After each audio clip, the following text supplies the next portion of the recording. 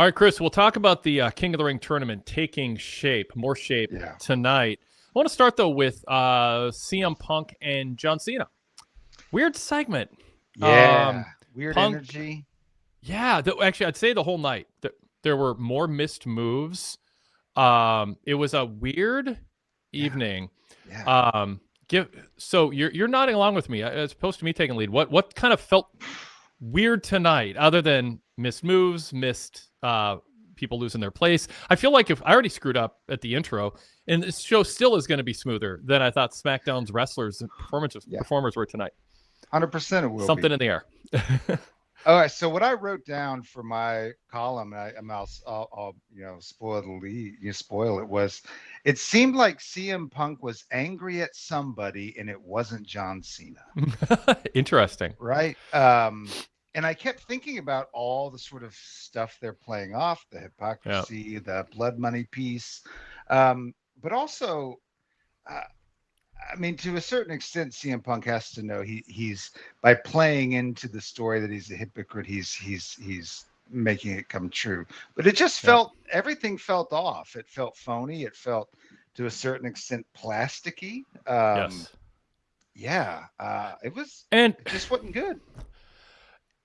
So if we set aside that Punk seemed to kind of lose his place when he was talking about, a brave or honest man, something, and then a dishonest, cowardly man. So I don't remember exactly the words, but you could tell he kind of had this like panic, like, oh God, I think I got it wrong. Now I got to regroup. And then he paused, and it was like, oh, was he pausing for a CM Punk chant? But it felt like, no, he's pausing more to kind of beat himself up or regain his thoughts or something. And Cena was, I don't know, enjoying it or not. You just don't know how people feel about him. And, how certain wrestlers feel about Punk. I think some people harbor negative feelings, even though Punk came in and acted very professional. And as Punk was kind of regaining his senses, then he got a little bit in the flow. But then he said, oh, now I'm going to and then he had a line about, you look like a toddler struck out a T-ball, and the crowd laughed. And then he kind of made the fans feel bad for laughing, going, no, that was PG Cena crap that you just liked. So, I mean, if something gets over, don't tell the crowd they were wrong, that they liked it. But I could have lived with that if that was the only thing. But then afterwards he goes, oh, you wait, here it comes. And what happened? He said, Cena, you're a phony, and I'm here to make your retirement tour interesting by stumbling through a promo. Yeah. And then in the end, he was like very self-satisfied with what he had said. And I was kind of like, okay, maybe I need to rewatch this to see what zinger he got in on him. But the most memorable thing was a line he said was no good, and he wants stricken from the record. So I don't know. It was weird. Yeah. And to sort of to say, y'all liked that one. I really wish I hadn't have said that. I really wish somebody hadn't made me say that, was the feeling, even though are his promos written? Are they not? I'm not sure, but it all felt hastily put together in some ways. Or if it wasn't hastily put together, then they really should be ashamed that that's what they put out as sort of this piece between two titans that should have been explosive, but really what it felt like were your two uncles fighting when they were drunk at the barbecue, rather than you know what I'm saying? That's the energy. Like it shouldn't have been that. I thought Cena was better tonight than Punk. I thought him is sort of like I don't know. This will be dated, but like the old Perry Mason show, that when they'd be found guilty or they'd be caught, and there's other genres that this has happened. And the person who finally, when they're cornered, goes, "You got me. Here's what I did. I did this, and then I did that, and I thought it was going to work." And in Cena's case, he's bragging it did work. But it's like he ran through the whole, like, a year ago I announced my retirement, and then it gave me time to scout, and I knew what was happening, and I was a step ahead of everybody. The problem is this was revisionist history. He won by hitting people with belts and low blows and interference. He did not have the type of control. And it came across to me, like, when Cena did all that, I was like, oh, God, if Punk gets his hands on this and he has the freedom to just disassemble Cena's, like, fake story that he built up, Punk will just tear him apart. Punk will go, I've been watching what you've been doing, John. You had your history. Here's my version of history. And guess what? it matches with the actual footage people can watch back. Yeah. You say you did this and you were a mastermind. You won with a low blow. You say you knew this and you were a mastermind. You were lucky because of this happened, and then you had to call an audible and did this, and that blew up in your face. Right. Yes, you have the title, but the only reason you have it is because you're kicking people low and you're hitting them with belts and you're relying on friends. I mean, he could have like marched through the whole, he would have had, I could sit down for 5 minutes and come up with a timeline and come up with like a rebuttal to everything Cena said, but nobody's saying Cena's full of it. Like no one's specifying, and I don't know if they're required not to, like they're prohibited. Maybe Punk was mad because he wanted to do more, and Cena's like, nah, no. The old Hogan, sorry, Chris, the old Hogan thing, that doesn't work for me, brother. Yeah. Like I could have imagined that. But I've asked around and I've heard Cena's, and going back to the Rock stuff, Cena's like, bring on whatever you want. His attitude has always been, now maybe it's changed. I don't know what happened today. But in general, in Cena's defense, including I've asked since his heel turn, and he doesn't have like limitations. They made fun of his bald spot. I mean, Cena's secure in his own skin, and he knows if you up the ante, he's got a history of coming back at you just fine.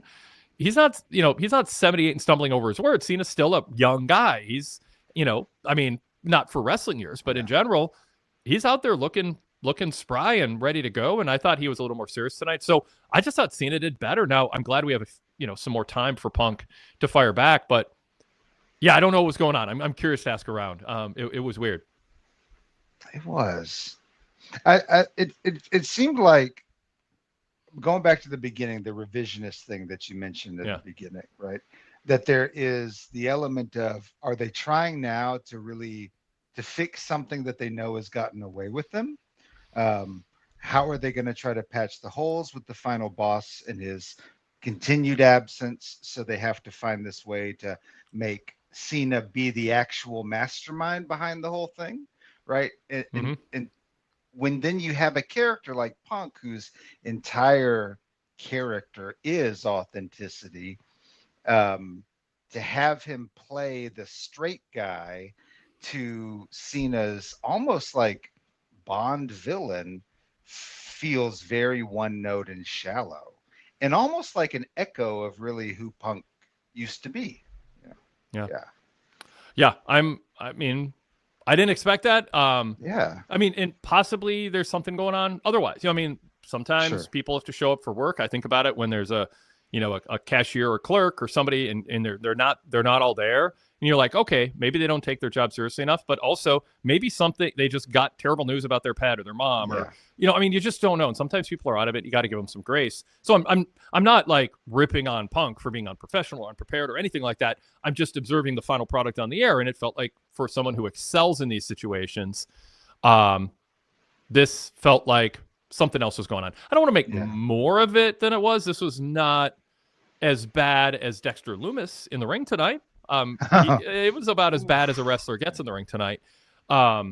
So Cena, Punk wasn't that bad, and I thought, he carries himself some confidence. But like when Cena said he has in his opening promo that he has a sociopathic level of self-confidence,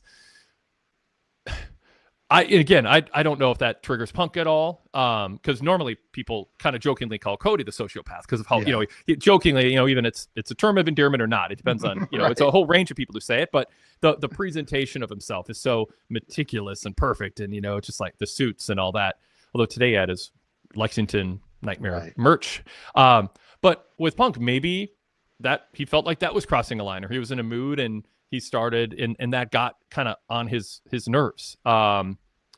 So I'm not sure, but I thought for Punk to just go, oh, you called me a sociopath. I think the strength of Punk's promo was, you called me sociopathically self-confident. And Punk says, yeah, I own that. That's what has helped me overcome critics who said I wasn't good enough to accomplish what I have. Yeah. Definite high point of the promo for him, I would say. So there were some good things there. But I don't know if Punk is shaken, because if he spent all week on social media, which I have not, but I believe that there's been a lot of people calling him a hypocrite for going to Saudi Arabia. And Cena and management have the advantage on him. Punk has a ton of making more money than he's ever made. He's trying to behave and not cause problems, but people, and now I wouldn't say I'm wildly speculating because there's history to this, but I am speculating that there could be some people who feel they have scores to settle who have Punk exactly where they want him, which is let's poke and prod him a little bit, and he can't respond like he did in the past, because then that will show the Bucks were right. And Tony Khan was given a bad card with Punk, and controversy follows Punk everywhere. So Punk is like the basketball player at the end of the third quarter who has four fouls, 5, you fall out. So he's got 4 fouls on him, and the defense just running around him, knowing he can't play tight defense because he'll foul out, and they take advantage of it. That's kind of how I feel Punk is. He can't actually respond without everyone going, here's Punk again. Everywhere he goes, there's trouble. Well, now people can come at him. So I don't know that Cena's doing it, but the way Cena said, hey, how do you feel about Saudi Arabia, hero? They're clearly coming at him. He brought up everyone sees you as a hypocrite. So if Punk was on social media all week and he's losing sleep, which, I could see Punk doing it. He takes his self-image very seriously. Oh, it's 6 falls. So it's been like a month since I watched basketball in my mind. I watched a little bit of the finals. 5 falls, you got 6, you're out. I should know that. And so the chat room corrected me. Thank you, Derek. And so I told you, maybe by the midpoint of the show, Chris will have made as many mistakes as on SmackDown night. It was just one of those nights. We'll see. It is. It's in the air. So I wonder if Punk, given his history, was obsessed with social media, realizes he's got no answer. Cena comes out there and says, everyone knows you're a hypocrite. And it's getting to him because Punk realizes deep down, kind of sold out. He is taking money. He could walk out. He could fake an injury.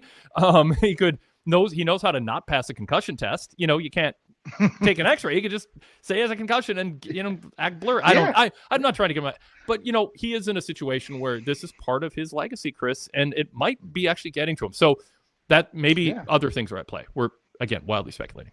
So you said you weren't on social media much. No, this week. So did you? No. Okay, so John Cena posted a picture of the Miz doing his finisher on Samoa Joe. Yeah. So it's like, okay, hey, your best friend took the money, right? Like that. I mean, that felt like, come on, that had to stir up some real feelings. Like, how could it not? And you think John Cena knows that, right?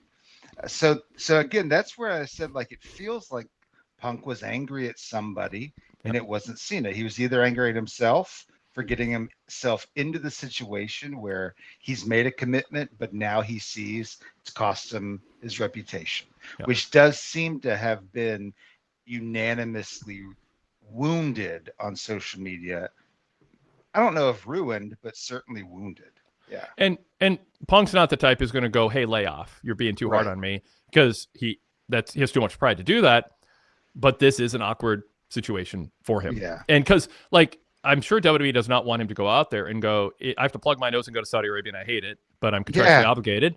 He also doesn't want to sit here and make a case, well, they're not as bad as they used to be, or at least the gap between what's going on in the United States and Saudi Arabia. Who am I to talk? I live in this country. Who knows what's going on tomorrow? A parade for a president is just embarrassing and ridiculous, and, shame on people for voting for him. But this was all foreseeable and all out there. But and so the notion of Punk, with all of his pride, sitting there and having to somehow rationalize going to Saudi Arabia when he had strong words about that in the past.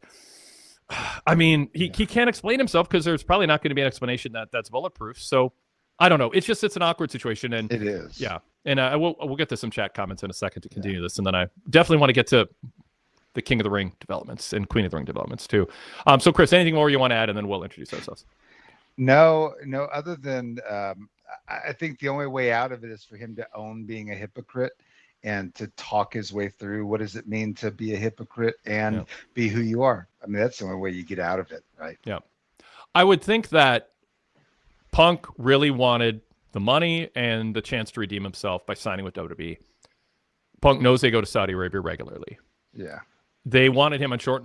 Levesque was motivated to get him, but not motivated enough to probably Punk was damaged goods, and it was a risky move to bring him in. It's like he's kind of like an NBA free agent going back to basketball, where he's kind of toxic on the teams that he's on, but we kind of need somebody good in this position.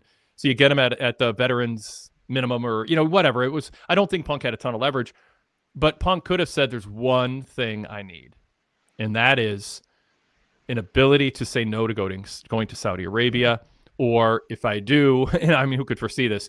don't draw a ton of attention on air to my hypocrisy. Let me deal with it privately. Right. You know what I mean? Right. I don't know. So he didn't do that. So bottom line is, it was years ago he said it. People are allowed to change their minds. I also understand him. I don't think he should be obligated to explain himself, but he also has to understand that if he is going there and he isn't going to explain himself, then there is going to be social media commentary. Yep. And he can turn off his phone and and when someone brings it up to him, go, I don't care.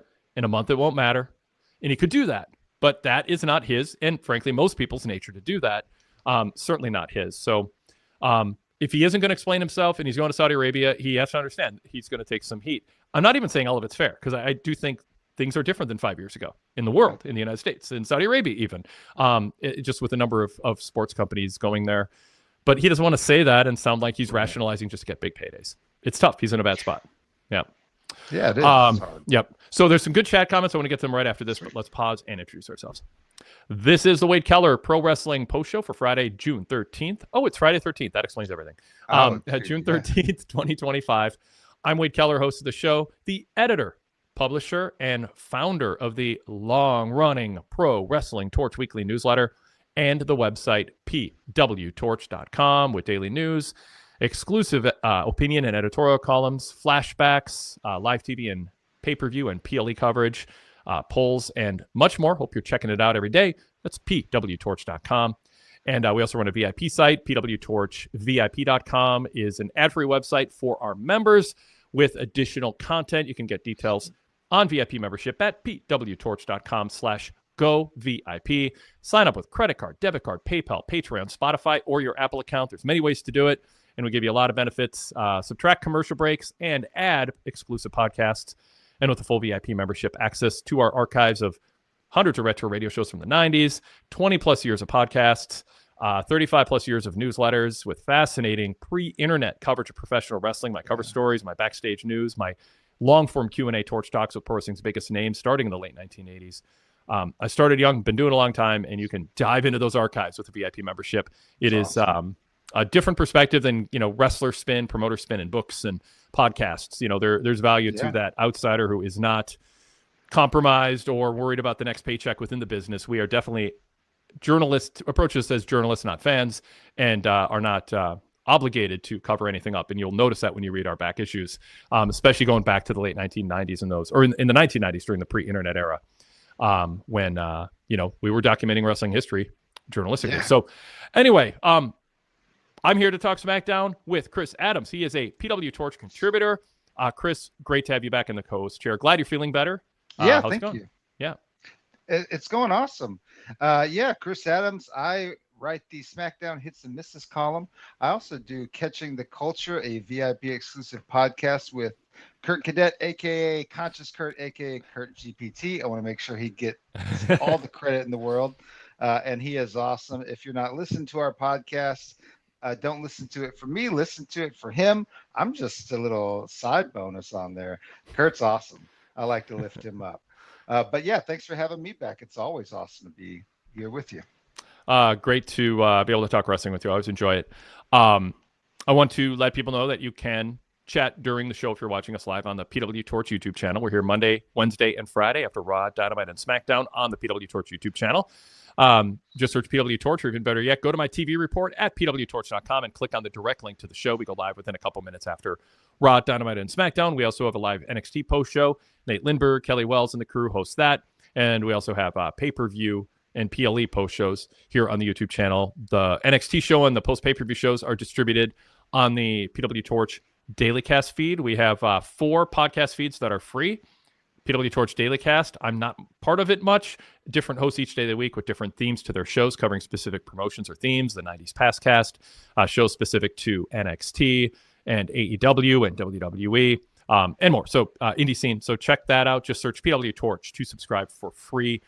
The free shows are all bundled with a VIP membership, and you get it without the commercials. So anything I plug that's free, you don't miss out on if you go VIP. But as Chris said, there are bonus shows that are just for VIP members on top of the commercial-free VIP free shows. Another couple. When you search PW Torch, there's also the charcoal gray logo. That is our VIP free sample page. So you get some samples of VIP shows on that. And then the second term to search after PW Torch is Wade Keller. You'll see the red logo and the blue logo. The red logo shows most of them are streamed on YouTube live and then are available on podcast distribution, audio only, afterwards on the podcast feed. The Blue Logo shows are main podcast feed, not live post shows, traditional podcasts. They are not on YouTube. The only way to get them is searching Wade Keller and subscribing to the Blue Logo. That includes the weekly flagship, which almost always drops on Tuesday night with a rotation of hosts. And we also have pay-per-view previews. We run the media Q&As with Tony Khan and Paul Levesque. We also have interviews, some classic, timeless, fascinating interviews on a weekly basis posted there, and other flashback shows, including the fun 15 years ago shows early on when we were doing free podcasts, the live call-in format. Those are really fun to listen back to. So I encourage you to do that. Okay, so let's get back to SmackDown talk. Oh, I'm sorry. Two more things. You can email us, wadekellerpodcast@gmail.com, or if you're a VIP member, Patreon supporter, you can be a live audio caller. The link to be a live audio caller is in my TV report on the VIP website or on the PWTorch Patreon page for our supporters. All right, chat room. I want to get to some of these comments about Cena-Punk. And we'll start with Brock Benningfield, who simply said, Punk got lost. Mike Steff in the chat said, the Punk promo seemed measured. I can't put my finger on it. By the way, this is one, Chris, I'm going to go back and rewatch. Yeah. Like I want to, because I'm typing notes, for the written report on the website. I want to watch Cena's reaction, Punk's reaction, get more of a feeling for it. See if the crowd was like, wait, what's going on? Or they're just like, let's chant. Yeah. I think there's a lot to uncover there. So I'll read a couple more comments here and then we'll react. Glenn B said, didn't Punk mention someone writing something lame in the promo? He did say he wanted rescinded from the record the T-ball thing, but he didn't say someone wrote it for him because I don't think he should admit that. I think what he said is, I said it, but now I kind of we do that. We make a joke and then we are self-deprecating going, that wasn't a very edgy joke. That's not me. That sounds more like you, John Cena, what I just said. I don't think he was saying someone wrote it. Do you agree with that, Chris, that assessment? Yeah, I mean, to me, it danced close to the line that he was acknowledging that somebody put that toddler bit thing maybe in his. I could. That's where I thought he was going, but by the time he was done, I felt he was saying he wasn't confirming that. I get people thinking that. Yeah, I think it was sort of saying, I just said something, you laughed, but actually, I kind of regret it. But to me, it fits the realm of him saying it was extemporaneous. Sure. But I get people going, hey, if someone wrote that for me and I said it, but Punk's not going to do that. Yeah. You shouldn't break. This one does have to rewatch. This is a layered one for all the wrong reasons, I think. Yeah. Durrell says tonight was the best John Cena promo when it comes to tone and flow. And I complimented that earlier too. I thought Cena, tone and flow. I think Durrell, you said it well. Yeah. Mark Piscetti says, I keep waiting for the Punk of old. This version of Punk doesn't seem able to tap into the injustices that made him the voice of the voiceless. Right. Well, it's tough to do that when everyone on social media and you can't pull yourself away from it. If that's the case, and I don't know that it is, but there's a history of that, calling him a hypocrite and saying you took the money, you cashed out. Nothing you stood for stands anymore. Right. Kyle Fassel said, Punk mad at someone? Sounds like him reverting back to his normal behavior. Mike Steff says maybe this whole scenario where the match is happening has Punk timid in his words. It's like they're dancing around the issue that can't be spoken about on TV. I don't know if Saudi Arabia is happy or unhappy. Like I think Saudi Arabia would rather have the people having an issue with going there not part of a storyline rather than celebrating Punk selling out and going somewhere that he wants to cry. I just don't think they want that attention. But the next best thing is to have somebody going there who said they wouldn't, and then they feel like they can't explain themselves or they're not going to, because it sort of comes across as, okay, maybe you were wrong before and you've grown out of that stance, which Punk doesn't want people to think is true, but I don't think, but yeah. Is there any, Oh, go ahead. Yep. Is there any Saudi Arabian ownership in TKO? I don't think so. I was trying to rack my brain. There was something about that at one point, but I don't nothing significant, but I'm trying to remember. Yeah.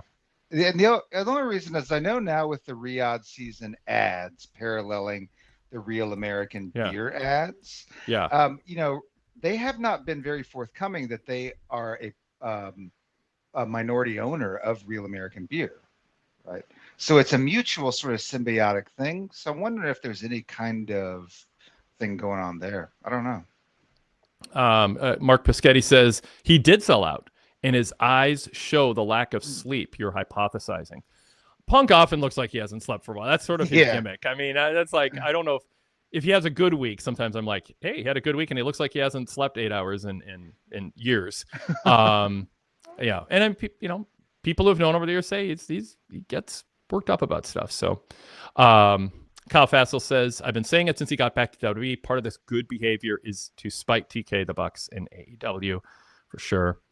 Glenn B says, I learned a long time ago not to take much notice of our superstars' morality, but the Punk about face with Saudi was slightly disappointing to me as a fan, to be sure. And Mike Steff adds, Punk is definitely caught in quite a bind. It's almost like they want to see how much crap he can take until he blows it all. WWE is very slick. And I do hope they're not doing that to him. I mean, I try to call Punk as I see it. I don't try to protect him. I don't try to bury him in a way that I think is like unfair or gloat when things don't go his way. He's been on his best behavior. He's making, at least last I heard, he's making them money. The crowds love him. I think as an act of good faith and human decency, don't just grow out of whatever grudges you had 5 years ago or 10 years ago and move on. Derek Mitchell's just pointing out that, Saudi Arabia does not have direct ownership. But they do have a significant partnership through a new boxing league. So maybe there's okay. I mean, they have the 10-year agreement for events. I mean, they're tied together, but it's not It's not in an ownership way directly with TKO in the wrestling and MMA thing. I know there are rumors about them buying WWE. I checked around on that. I checked the sourcing on it. I never bought into that and didn't really give credence to it. Dougie Dog says what Punk is doing is just plain bad sports washing. JC Scooby says disappointed in Punk taking blood money. I mean, like the chat is, I can understand Punk if this is what he spent the last few days reading and agonizing over instead of taking his dog to the dog park or going canoeing or something and just disconnecting. I mean, you can understand him coming in. Touching grass, right? Yeah. And I feel like we can't. What's that?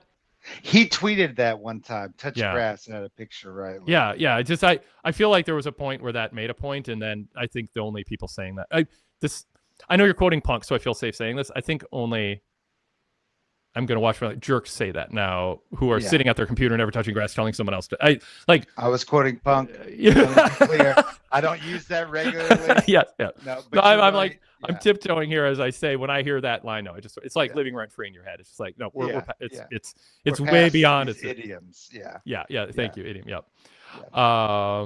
So all right, the blood money thing. Going back to his tweet, should one be held liable for sort of a tweet from however many years ago that was not particularly nuanced?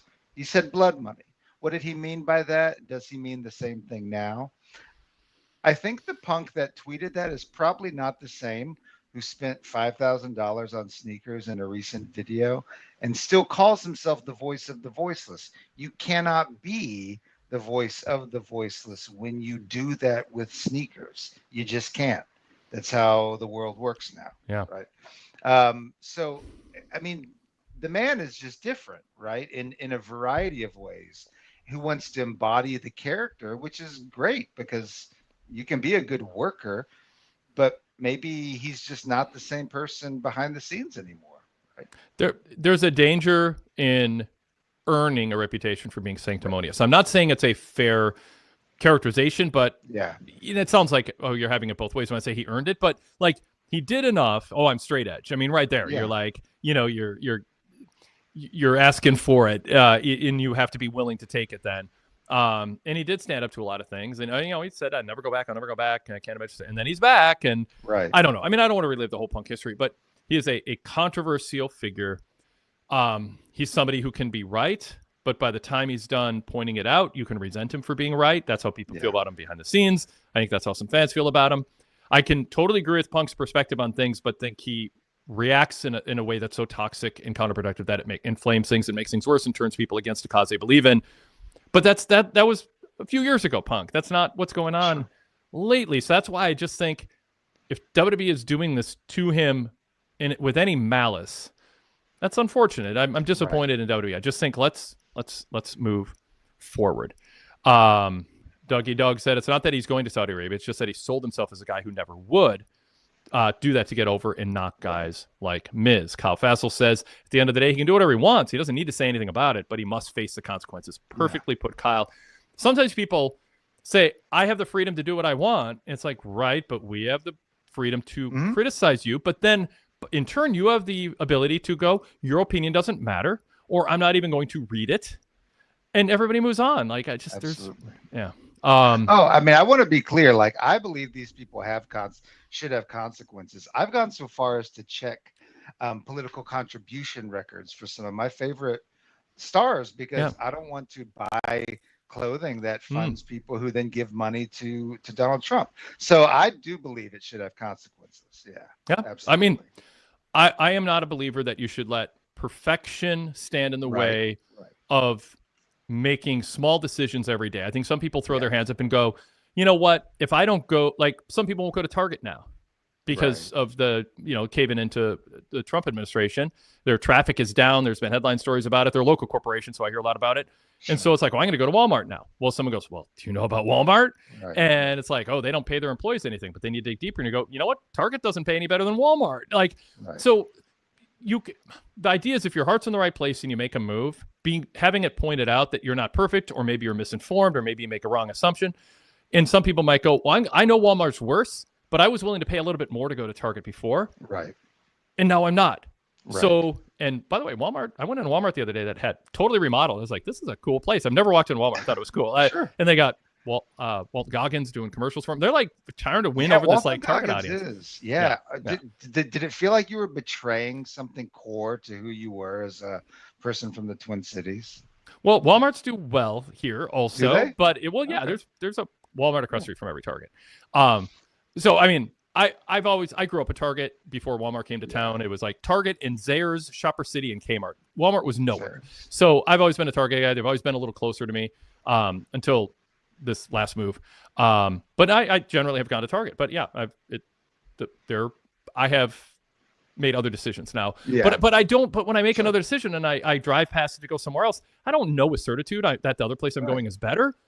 But what I know is that would have been a little money I spent to Target, and I've been there. I've been to Target since this year, but I don't. It's not like I used to say you get to a certain age and going to Target is like night out at the club. It's just like there's other people there who are like it's this nice clean store with like cool merch, and it's just like it's a night out.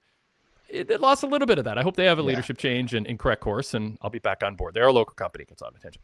And I think I don't want to go too far down this, Chris, because people are like, well. It's related it's related to Punk and the idea of you can't be perfect. Sorry, Chris. Let me because we got off track. I want to round my point out. Back, You and the T-shirts and merchandise. I think if someone makes a move and someone else can go, you know what, I'm going to scrutinize that and point out a hypocrisy or a fact that you have wrong. You still were doing something that out of a principle that was good, even if the execution of it. I don't mean even you personally, just everybody. Sure. The execution of it may not be pure, but your motivation was. And so with Punk, his motivation to say what he said, I think was right at the time. Like I understood where he was coming from, and I think he should have said it. It's he can't almost help himself, and I think he wants to be somebody. But when you wrap up your personal identity, your self-worth, your pride on things that other people see as sanctimonious, when you do compromise, you're going to get more heat than someone who just goes, I don't think much about that stuff. I don't think I can make a difference. So I just buy the cheapest stuff at the store that's closest, or I go where they pay me. And some people are like that. They're not going to get heat for a future decision. Punk just has to understand he's going to get heat because he did something admirable. What he believed in something and he spoke out about it. That's admirable. And I'm glad he did that, even if it sets him up to take more heat now than someone who never took a stand. I think Punk is still better than the people who never took a stand, even if he's a hypocrite. Now, and I'm not even sure that he is because I don't know his current stand. Okay, Chris, I wanted to run that point out before we got onto what you're saying. Go ahead. No, the point is awesome. There's something to the idea of thinking he's still better than those who didn't take a stand, right?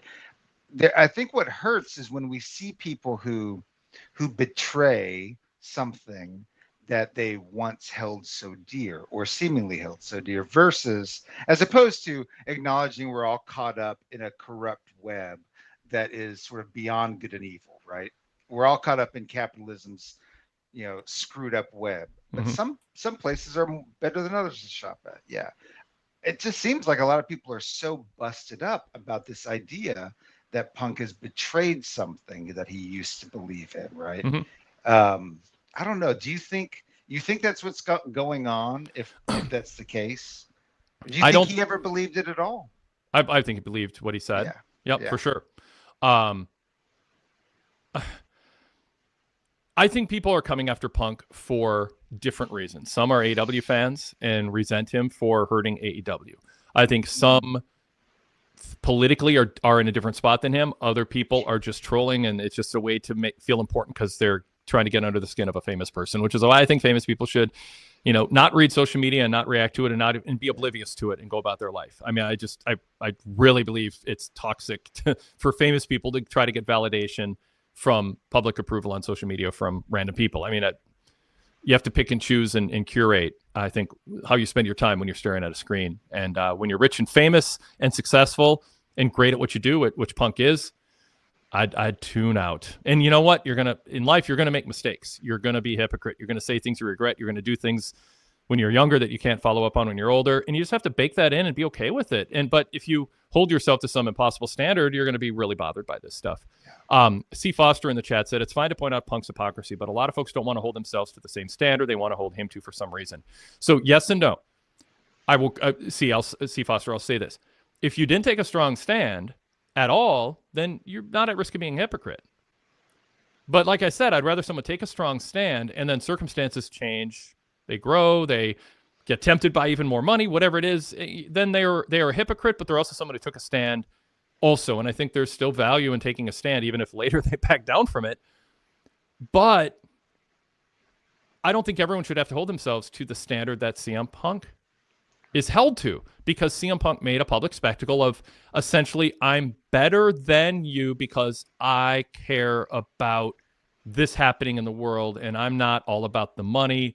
I can't be compromised. I stand for something. He has raised the standard for how he will be judged. So not everybody should be judged the same way. Punk should be judged harsher when he seems to go against something he once stood for, and it's up to him to ignore it, take the heat, or explain himself. But someone who did not take a strong public stand and doesn't put themselves up there as maybe seeming a little sanctimonious, they shouldn't actually be held to the same standard because hypocrisy doesn't apply to them. They never took a stand that they might be called a hypocrite for violating. I'd rather take a stand and later not live up to it than never take a stand, personally.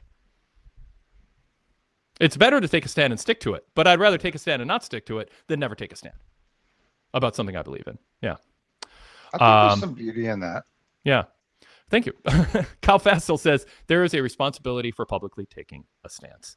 So, JC Scooby said Punk could have said no. Yeah. And there's that. Okay. Let's turn the page to other topics here. We dedicated a lot to this, but I'm sorry. John's actually, I'm not going to talk about the Punk part. Let's talk about Cena saying, I am Mount Rushmore. John Cena, John Cena, John Cena, John Cena. The Mount Rushmore thing is fun. Mount Rushmore is not meant to be the 4 best presidents ever. It's not meant to stand there. But it is fun to say, if you had to limit yourself, it's a fun exercise. What's the Mount Rushmore of horror movies? I mean, it's just a shortcut for going, what are the 4 best, and can you really defend leaving others out if you have to limit yourself to this arbitrary number of 4? But for Cena, I think it's a heat generator for him to say, I'm all for people. And I thought it was a good lead into him then laying out his version of the last 6 months of his career, the last year of his career. So in that sense, do you think his character was being intentionally revisionist, or do you think that was the company trying to course correct and sort of paint a narrative to catch us up? I think John Cena, the person, knows to get heel heat. The one way to get it is to go out there and paint a completely slanted view that is favorable to you, that is not consistent with the totality of the facts to get heat. The problem was we did not have announcers under their breath going, that's not true. Right. That's not true. He used a low blow. Wade Barrett could have said afterwards, what was that? That was a complete misrepresentation of what happened. That is John Cena's rose-colored glasses version of what he's done. He has been a shameful champion. What he has done to his fans is shameful, and that was a bunch of BS. Like, you need someone pushing back, and they didn't. But I think it was good. But it's good. I mean, it's exactly what you want a heel to do.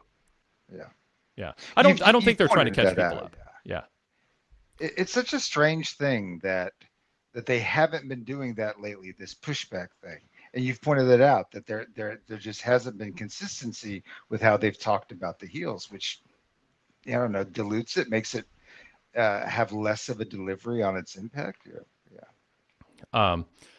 Couple other chats on Punk, and then I do want to move off of Cena-Punk here. I want to talk truth, though, so I guess it's still related to them. Kavanti Small says a Punk issue shouldn't be that difficult to understand. Most companies make business decisions you won't always personally agree with, but to keep the checks rolling, you fake smile and move along. But what if you said, I will never fake smile and move along. I will never be one of those people who takes a check over standing up for my principles. That's what Punk has done. That's his image. That's why he got the big AEW contract. It's not just his matches. It's what he stood for and what people thought he represented. And so he has made a lot of money off of people believing in his brand. And that's why there's disappointment in him now. You got a big deal from AEW. You got a big contract from WWE. You're getting these main events. You've been injured. You're middle-aged. You're not who you once were on the mic or in the ring, but you're still getting all these pushes, and the fans are still popping big for you. Part of the reason they're popping big for you, Punk, is because they thought you stood for something different than all these other people. You weren't just going to fake smile and move along. That's Kavanti. And I'm not even saying that. I'm not trying to justify that. I think I'm stating that's a fact. Punk has benefited from an image that people believed in him and bought his merch because they thought when push came to shove, he would not do what he's about to do. So everyone else can fake smile and move along, but they didn't take the strong stance to build their image around being different than that. And that's the differentiator here, I would argue.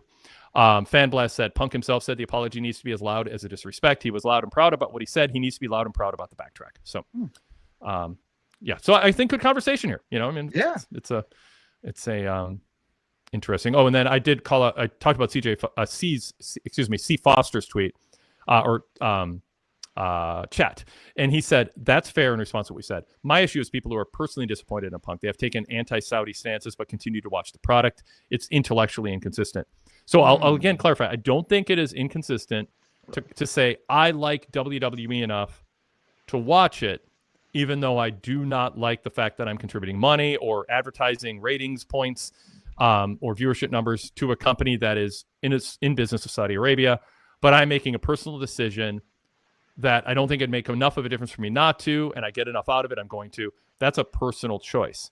The issue is people are disappointed in Punk for what I just said, C. Foster, which is they believed he stood for something different. They actually felt he was better than them in some ways. Mm-hmm. I wouldn't take the stand I took and give up on a big money deal or politically put myself in a bad position by saying things that could get me upset with my boss. Punk got over because he didn't care about that stuff, and suddenly it seems like he is self-censoring. So it's against his brand. Yeah. All right, I won't say for the sixth time. I'm going to move on from Cena-Punk. I'm just going to. R-Truth. I'm such a hypocrite. R-Truth, splice that. So we had R-Truth back today, attack Cena. We got a match one-on-one next week, a different version of R-Truth. The Ron Killings, no braids, more intense version. I kind of wish we heard a little more from him this week to get a little bit more of an idea of what happened just days ago when he declared, kind of a clunky way, because he did close with like the truth, the nothing but the truth line, that Ron Killings is here. You wanted Truth back, you got him, but you also got Ron Killings. I wanted a little bit more of a differentiator there to kind of understand that more, and I didn't get it, which makes me think maybe he didn't think it through, and maybe there's not going to be a lot to this. I'm not sure. What do you think? It seems like a lot of it is off the cuff, right? That there's wild freedom, maybe. And and they kept saying that the deal he got signed was different, right? So maybe this was a part of it, that he gets to kind of say who he wants to be, and who he wants to be may be evolving in time. I thought the braids piece was this massive moment for a black man on TV, right? That was amazing and raw. And that rawness, maybe that's what's going to define this Raw and Killings, right? Not produced, from the heart, who he wants to be. I thought the truth thing was interesting because it was a way of declaring and taking ownership of who they had obviously been making him be since he has returned, right? It seems very clear that he has not wanted to be R-Truth in that sense, and that this is who he wants to be. I don't know, that's kind of exciting. Maybe he doesn't know. Yeah, I'm not sure that it is 100% right conclusion. I think there's an aspect to it. I think R-Truth liked what you saw on TV with R-Truth is his natural sense of humor. It's when he's smoking with his friends backstage, he cracks people up, he says funny things, and they amplified it on air. I believe he was a willing participant and that he didn't feel it was demeaning or degrading. What I think happened is he got, and this is where I think more will come out later, something with the contract negotiations. He felt disrespected, or he maybe got a big head, and he's like, okay, and then they let him go. And then obviously him tweeting it meant I interpret, I have to preface this with the proper framing. I interpreted him going public, going, unfortunately, WWE is releasing me, and framing it that way. Not, I love WWE, but unfortunately, we could not come to terms on a contract, and I'm excited about my future. The tone, the words he chose conveyed that it was unfortunate that it happened, and he said WWE released me, not my contract's expiring and we couldn't come to terms. And that framing can be both accurate, but one conveys discontent with the company and the other doesn't. So I think he had some discontent with the contract negotiations.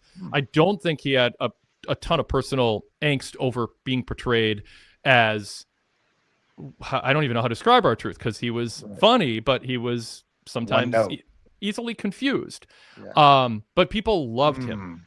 People loved him, and the demand for his return led to, Nick Khan going, all right, let's figure this out. Let's get you back. But I think one of the terms of it was, I want to be Ron Killings. And I've texted with people in the business about this, in WWE and otherwise. There's all kinds of speculation. I haven't spent a ton of time on all the different conspiracy theories. I say conspiracy, just theories on what's going on. But one of them is that Truth wanted to be Ron Killings so that he could, after whatever his stint with WWE is, market himself without needing the R-Truth gimmick. He wants to be able to go out there and have people know who Ron Killings is for autograph shows more. So let's get my name back out there. So he's getting that out of this. And I think it's more that than wanting to show he's not just this ditzy character that we saw in R-Truth. But I also think he got beat by John Cena, saying, I need to give people a reason to believe I can beat him. So I have to shed the R-Truth persona and show I have a serious side that I can shift into so that he can get this match next week on SmackDown and frame it as, hey, maybe he has a chance to win because he is taking this more seriously now. So you have that at play.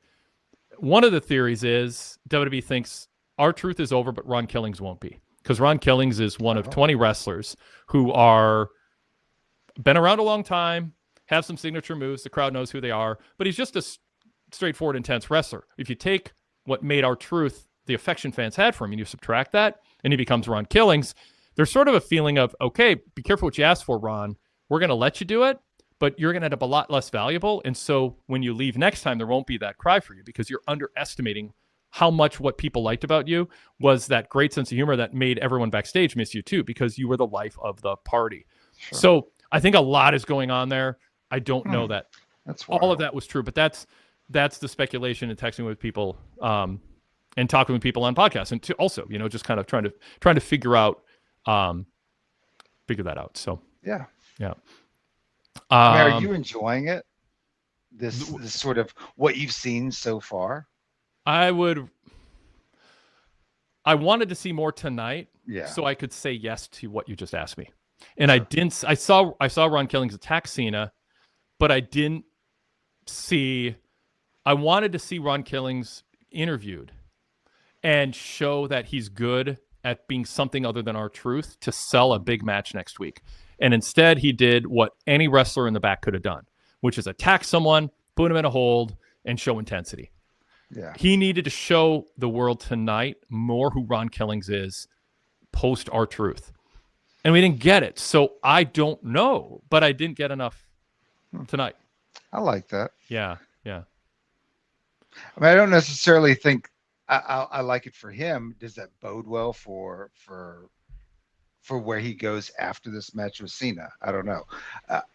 I'm not on Twitter. I'm on Threads. I've picked my billionaire to side with, right, in the war. And there seems to be unanimity, a love for what's happened. But I also am worried that that's more like flash in the pan internet fire that will die out very quickly once whatever happens and we are forced to move on to something else. I'm enjoying it. I thought it was cool. But again, I don't know what WWE wants to do with it. Yeah. There's a sense of, could he go for a title run? I just can't imagine them putting any belt on Ron Killings right now. A world heavyweight championship run? I don't think so. Yeah. I'd love to be pleasantly surprised. Their track record doesn't show that. R-Truth should the Ron Killings version of R-Truth, I don't think should get much more of a push than R-Truth did, and if he should get a different kind of a push. I think there is a long line of people who are better than him at being a serious wrestler than he is in the ring and on the microphone. But if he tonight won me over by showing that he isn't saying R-Truth was a gimmick that you fools believed in, it was just an act, that's not who I am, I had writers, or I was being goofy. It's sort of like the Cena line. You laughed, or Punk's line. You laughed at my line, but I thought it was dumb. Made everyone feel dumb. R-Truth, I think, was in that range of going, I'm not that guy. And like, no, we love that guy. We want that guy to be my neighbor. I want to meet you. I don't want you to suddenly just be some actor playing somebody I loved. So he needed to sell me on it tonight, and he didn't. Now, Goodfellas said, I thought the aggression from Killings tonight was good, and he spoke enough. His promo on Monday was strong enough. And I know there's people who really like the promo. Zach Adorn on the flagship this week said he really liked it. And others I've talked to on podcasts have liked it. I waved the caution flag saying I am concerned that fans wanted R-Truth and not something where the thing that made R-Truth someone they had such affection for have all that subtracted, and now he's just kind of generic wrestler, Randy Orton, Dolph Ziggler. Like he's just a guy out there going, I'm going to beat you up, and I want a title and all that. He was distinct, and fans were chanting his name not because of Ron Killings, the TNA guy, but something else. So that was my concern. I don't think we'll know. I mean, we may never know, but next Friday will be a good test because it will have a Killings Cena match. Is there any chance that in the back they had no idea he was going to cut his braids off? I mean, there's a chance, but I don't think so. Because if that was not planned, that was the most baller move, because it meant that they immediately needed to make a new shirt for him, which doubled his merch sales. I'm like, man, this guy may be playing a different kind of game. I don't know. I thought there was something slick to that at least. Yeah. Fanblast says, I don't know, Wade. I've been watching wrestling a long time. I think Ron Killings at his best is as authentic sounding as they come. That's why I wanted to hear that tonight. Last week, I thought when he stood on the table and said, I'm not, R-Truth cut his braids off, I thought it was kind of jumbled. I think if you're going to move away from R-Truth, you shouldn't close with, and that's the truth, the whole truth, and nothing but the truth. Like he didn't drop it. He just went to some cliched line. It was memorable. I think it was planting the seed and building a foundation for something more. But tonight was a time to have a sit-down interview with him. If you're going to do Cena Killings, I should say, have a sit-down interview. Have one of your interviews sit down and go, all right, Ron, talk to me. What's going on? Was R-Truth authentic? That was confusing. People love R-Truth, and now you're saying, what, that wasn't you? You were just pretending? And then Killings could go, no, I got a goofy side to me, and I it's not like I'm a split personality where I don't know what's happening. We all have that. Sometimes, there's the person with 2 drinks or 3 drinks in them at a wedding reception who dances, and there's a person in a suit giving a presentation during the day. We all have different sides to ourselves. We all let loose, and then we have to be more formal. He goes, I I feel like it was my advantage to play up my kind of deadpan humor side and kind of, there were times I acted confused when I wasn't as confused as maybe I seemed because it gave me an advantage in the ring. Other times I was kind of confused because sometimes I lose my train of thought. Like he could have totally explained who R-Truth was in a way that, oh, okay, I get it. He's self-aware. But he goes, but what I realized is after what happened with Cena and with my contract situation and the fans wanting me back, I don't want to let him down again by losing. So I needed to take away the fun-loving part that wanted approval and laughter and see if I have one more run in me, taking myself more seriously as an athlete wanting to win, especially against John Cena, because I am personally offended by how he's won his matches and how he's talked about those fans. He could have had a sit-down promo tonight, and people would be like, holy shit, okay. Yeah. R-Truth was a real guy. It's a slicer on Killings, but like all of us, we might be fun-loving and playful, and then something happens. We get a text, someone says something happens out in the yard, and then all of a sudden you go into your other zone and people see a different side of you. I wanted Truth to ground his transition from R-Truth to Ron Killings in a way like that made me go, all right, he thought this through. This Killings thing can work without discarding what people liked about R-Truth because he still lives there. It's just a side of him that he's choosing not to focus on now professionally as he deals with John Cena. But we didn't get an explanation for it. We got some jumble thing last week and then him attacking Cena tonight. So thinking about at least how there's been an absence for me lately of sit-down interviews of motivation building pieces, right? It seems like there's this move to have expediency, fast-paced everything. That the way that they're at least building the shows doesn't allow for these segments anymore. And is it because maybe people aren't interested in or don't feel like they need that depth, those slow moments of building that by and large, people are content with a few lines to move from point A to point B to point C, right? And that may be just how culture is digesting stuff too. But I'm like you, I need a bit more. If I'm to buy into these characters being real, the illusion, or at least just to invest my time in them, make him feel real. I need to know what he's going on. I like it. I think I'm digging it more than you are, but I'm with you. I need more motivation if it's going to be sustainable. Yeah, absolutely. And I'm curious, what do you, because I wasn't down on it coming into tonight. I just expected something more substantial. Like Will in the chat says, Wade, that's a little too much, although I respect you. So Will, feel free to elaborate. I think a sit-down interview with explaining to fans, if you love R-Truth, he's real, he's here, he's in me, but right now I got to show, we all have more serious sides. I got to be more serious. I got to go after Cena. I lost to him last time. I need to win this time, and I can't be goofing around and playing around. Again, I am winging a for illustrative purposes promo. I'm not saying that is the refined word for word thing you should say. It's illustrative of generally something I was hoping and expecting to get, which is a little bit more of a refined explanation of what he meant when he stood on that desk and said, I'm Ron Killings. What does that mean? Like, I still don't quite know. And I think you should have put enough thought into it to be able to articulate that. Sadler Vision 3 in the chat says a sit down interview would be perfect for a character like Killings. Absolutely. They're going to, Brock Benningfield says, they're going to use Killings as a catalyst to turn Cena face. Yeah, I think there'll be a point, whether it's R-Truth or Ron Killings, or maybe they just blurred the two. And we're all overthinking what he did last week or earlier this week. I think that Logan Paul will be the catalyst for Cena turning babyface. The question is Killings still around? And is he a guy who goes up to John and says, and some depends on what happens next week on SmackDown. I'm sure that's a chapter in the story they're telling. But if Killings is still around for Cena's babyface turn, it could be him, looking Cena in the eye. Maybe R-Truth makes a return, and this is all for a grand return or something. There's so many directions they could go with it, but I do think Killings could be instrumental in getting Cena shaken out of the zone that he's in. But man, Cena says stuff, Chris, it's hard to come back from. And I like it. Sure. I don't like heels. I don't want to heel Cena who has his eye on how do I not say something where I can't be forgiven. But man, the stuff that he says about the fans, I mean, it's hard to take. It's hard to take that back. I kind of would love. If we're talking about Cena's heel thing right here, how does he go off into the sunset?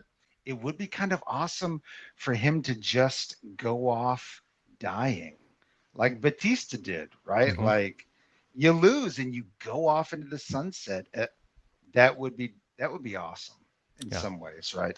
No redemption, right? You took all these years of goodwill and you've thrown it away.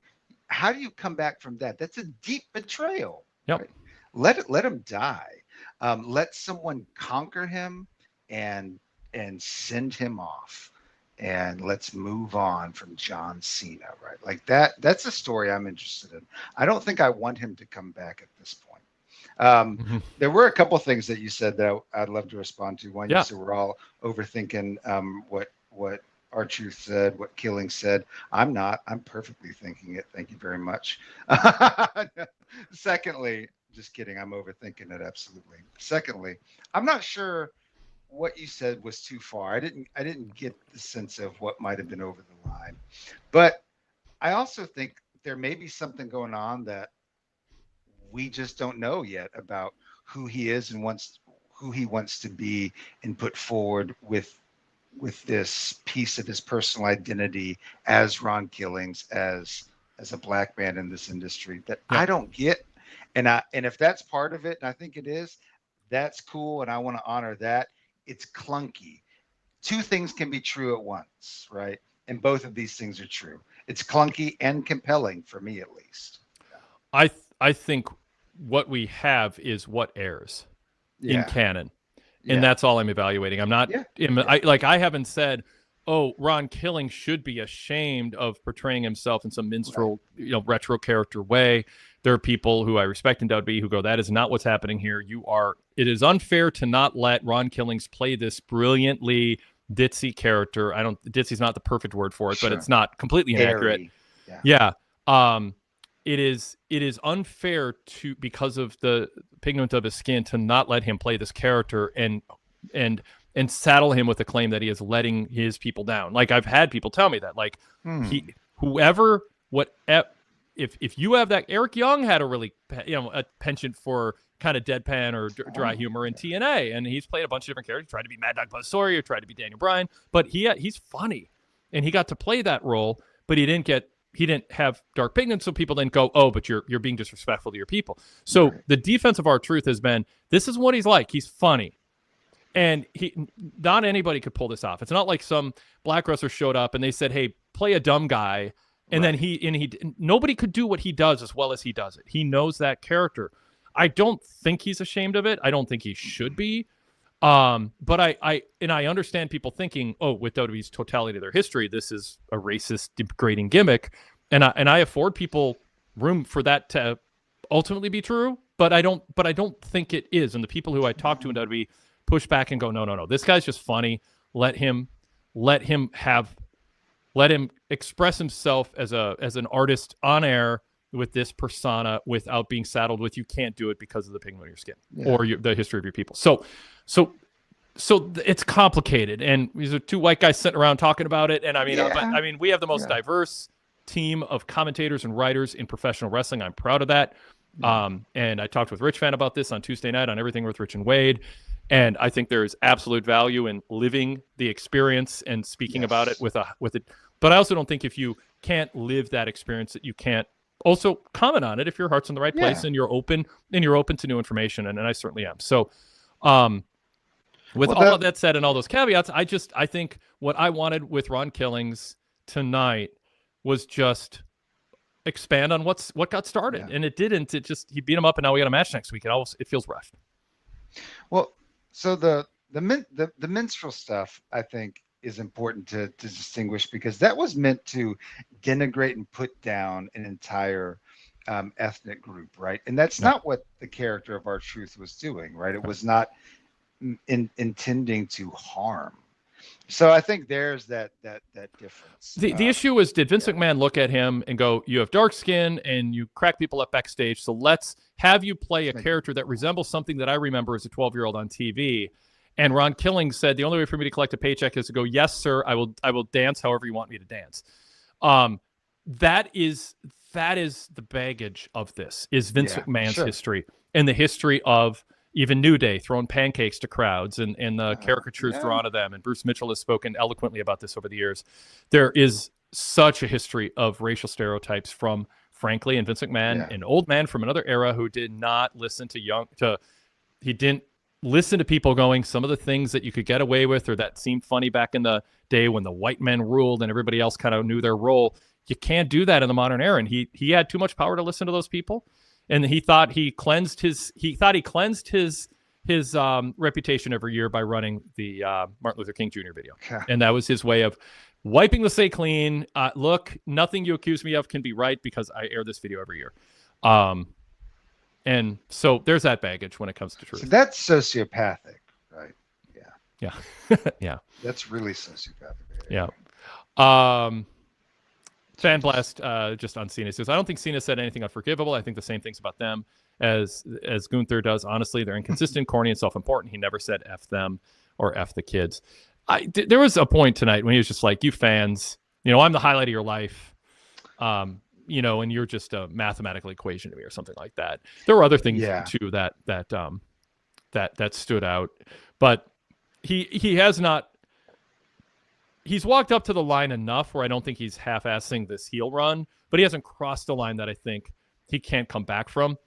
But I don't want to watch his heel promos he's thinking, oh, I could say that, but I don't want to because I know I'm planning to turn babyface, because then you're just sort of half-assing the heel run. I want you to go all in, but I also don't want to be hack and just go, you're all fat and lazy. It's like anybody can call the fans fat. Every hack heel makes fun of fans for being fat and lazy and poor.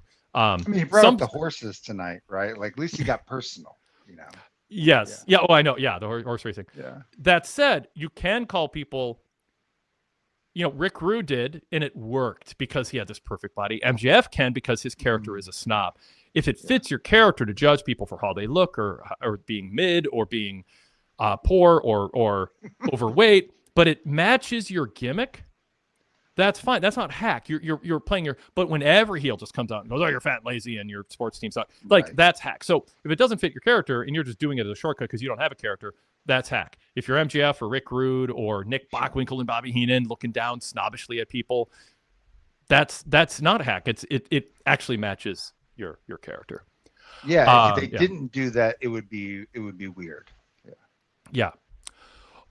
All right. So, we had a caller we're going to go to, but Danny dropped off. So Danny, call back in if you want to be on. I want to talk about the King and Queen of the Ring developments. Anything surprise you or intrigue you about the results tonight? We just for a reminder to our people watching or listening to us, Orton advanced. He faces Sami Zayn in the semifinals. Jade Cargill advanced. She faces Roxanne Perez in the semifinals. And then we had the Charlotte, Alexa Bliss, Candice Elba Fire match replacing Chelsea Green, who was out, and Alexa Bliss won, not Charlotte. And she faces the winner of the next Fatal 4-Way. And then Cody Rhodes, not surprisingly advanced. He faces the winner of Sheamus, Rusev, Bronson Reed, and Jey Uso. Chris, your pick, whatever you want to talk about from those results. Well, the results of at least the main event, Cody winning, not surprising. The match I thought was awesome. Was way better than I expected it to be.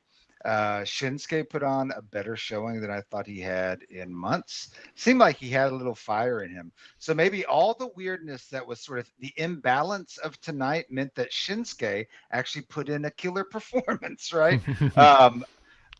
Cody winning, was, again, not a surprise, but I'm a Cody guy, so I was happy to see it.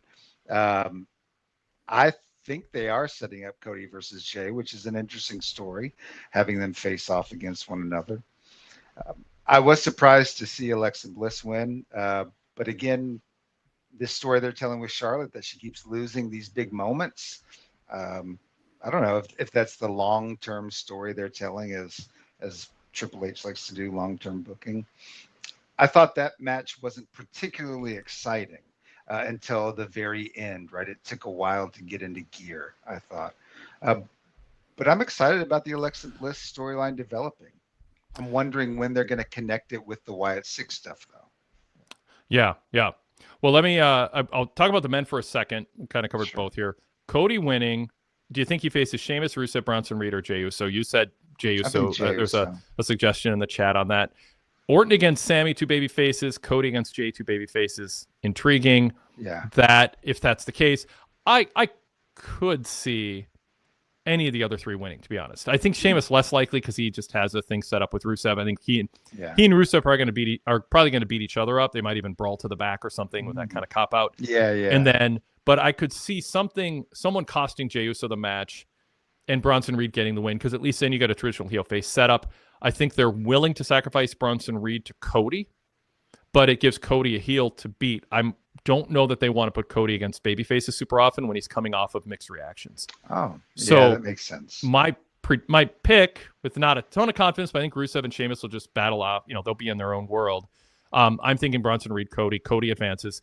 I'm more intrigued with Orton and Sammy in that choice, because Sammy is desperate to win a world title.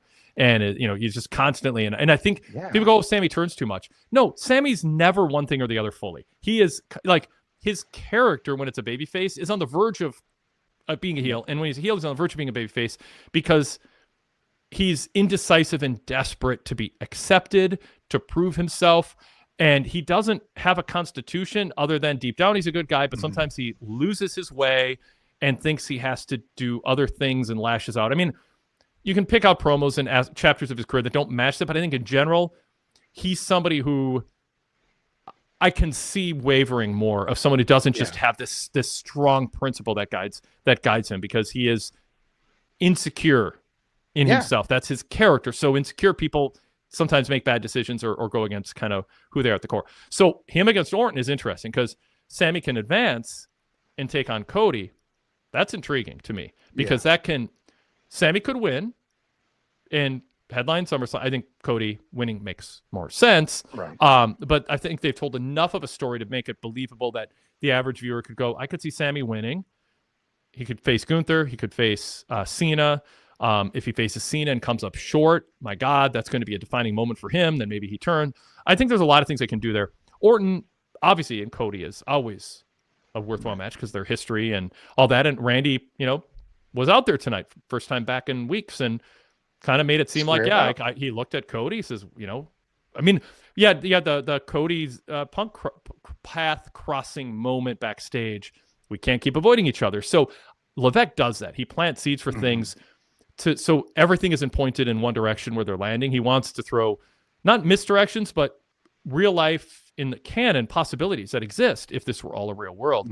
So I think Sammy beats Orton somehow and then loses to Cody, but I think there's some room for some twists. So your thought on my lay of the land now? I tend to agree. I like the setup with Sammy and Orton. I think what you have with them is Sammy's like untamed desire, right? I've said this before in like D&D role-playing terms. Sammy's like chaotic neutral. He does what he feels is right in the moment. He does not have a consistent view of what is right. And so you don't know where he's going to go. He's chaos. Usually he's there for good, but not all the time, right? And he embodies that with Orton. You get this like the voices, right? So you have untamed desire with this like psychotic voices. Which one's going to win out?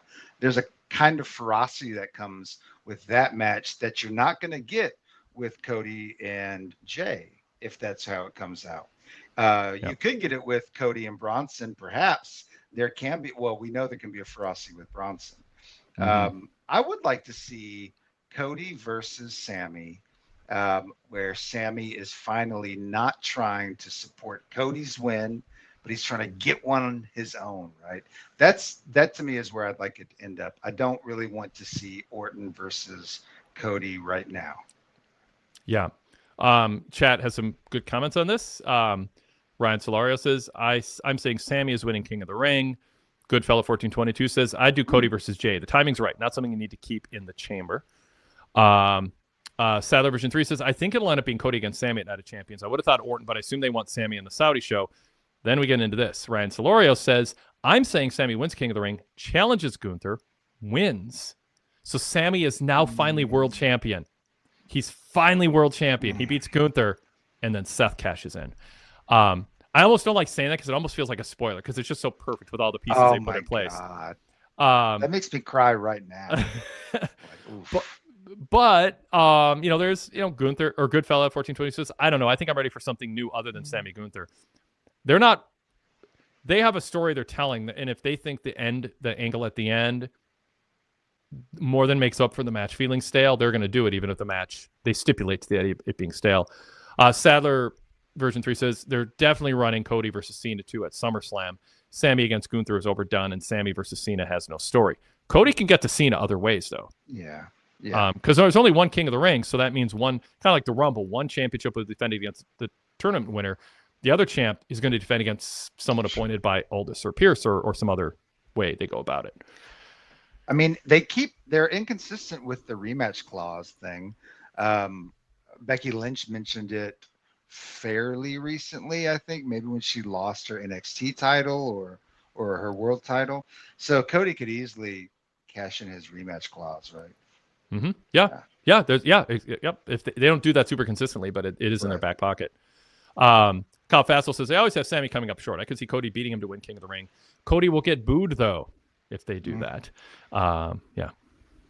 The Seth cashing in on Sammy will be heartbreaking because it's a friend murdering a friend at his highest moment.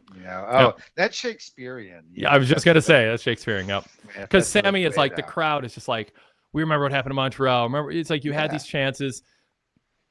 You finally win it, and then that'll be hard. That'll be hard if that's what happens. Yeah, that's good.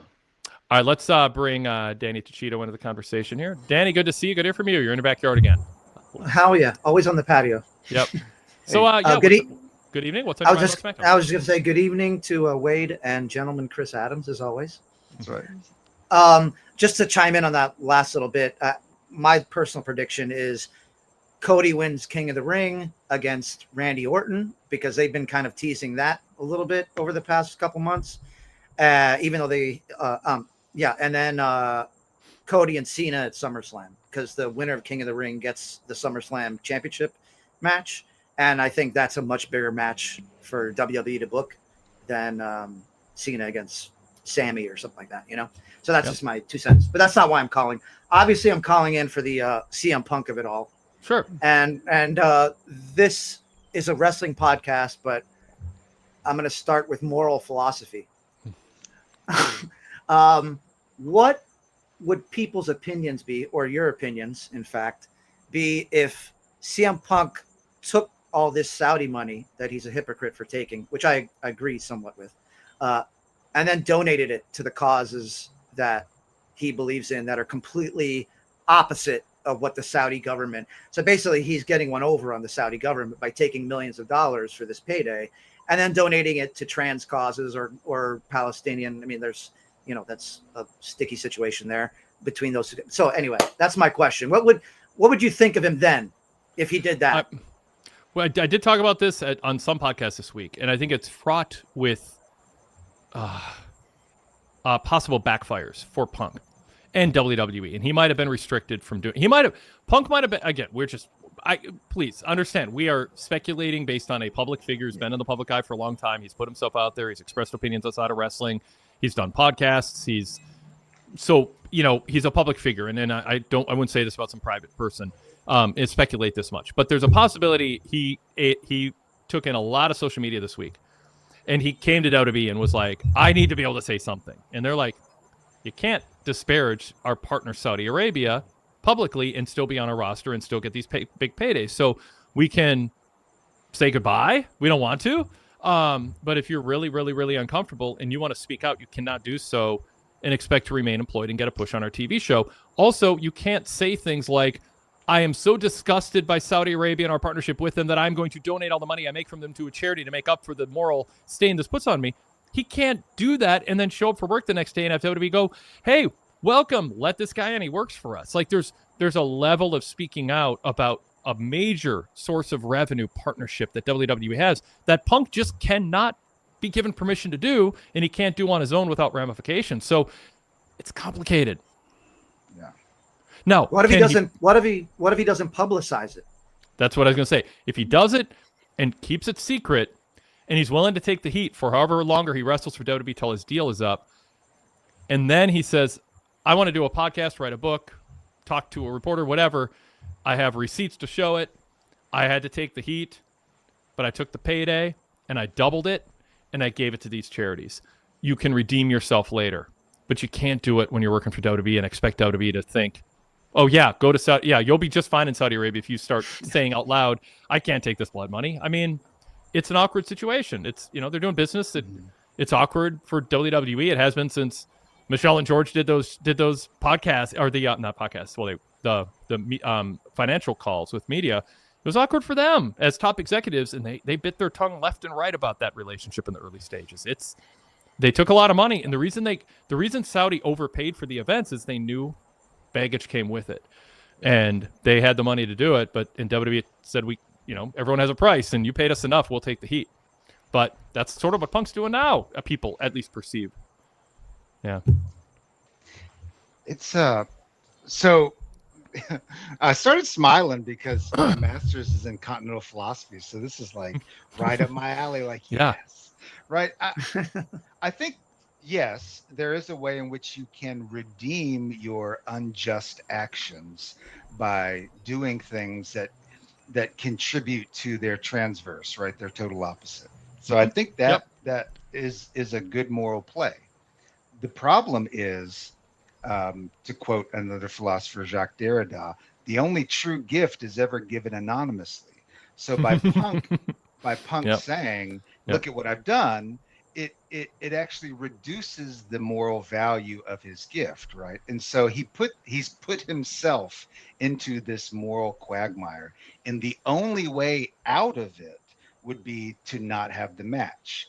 The only way through it would be to, at some point, admit his hypocrisy and to just say, I'm not the guy I used to be, because clearly he's not.